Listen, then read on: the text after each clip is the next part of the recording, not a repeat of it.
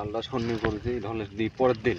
আচ্ছা মাছ দেখি দুই টুনাতে কি ধরেছি তার চাই বেশি মাছ লাগছে পেটে। ও তুমি খালি এই কোনা ধারে চলে যাই চাইছিলে। এই আমার নাই বেশারি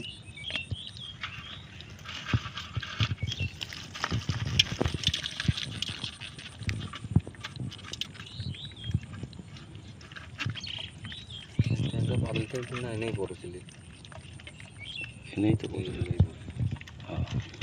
মাছ দেখলি আমি কয়তে পারি কোনে করতা